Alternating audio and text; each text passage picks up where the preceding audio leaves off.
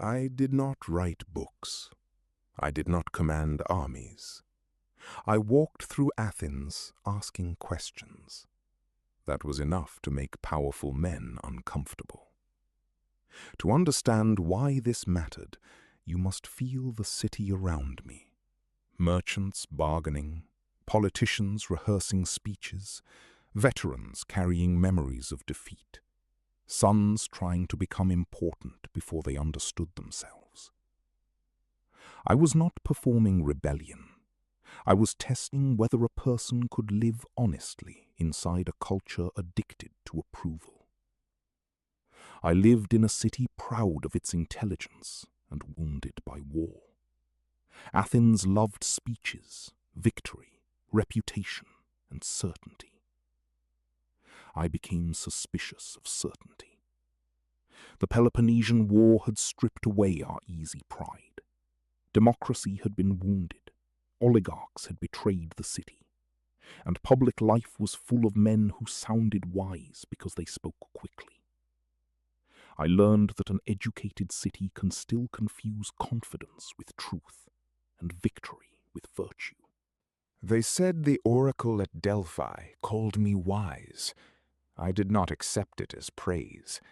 I went looking for someone wiser than myself, and found men who knew many things, but did not know their own ignorance. So I questioned poets, craftsmen, generals, and statesmen.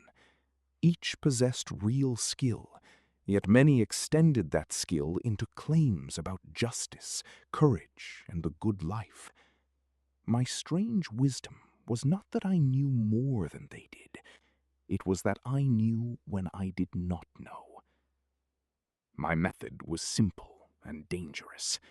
I asked what courage was, what justice was, what goodness was. When answers collapsed, people blamed the questioner.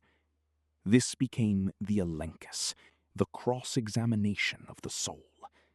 A definition would be offered, then tested against examples, exceptions, and consequences.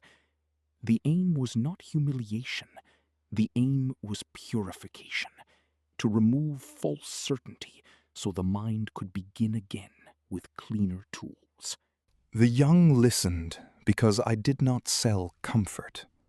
I showed them that a life can look successful and still be asleep. My companions heard a deeper invitation. If money, family reputation, beauty, and public honor could not answer the basic question of how to live, then perhaps adulthood required more than achievement. Perhaps it required attention to the state of one's soul before applause from the city. In 399 before the Common Era, Athens put me on trial for impiety and corrupting the youth. Beneath the legal words was a deeper fear. A city does not easily forgive the person who exposes its self-deception. The formal charges named gods and young people, but the emotional charge was irritation. I made respected men look unsure in front of witnesses. I forced Athens to hear the gap between its ideals and its behavior. A society can tolerate many crimes before it tolerates a mirror.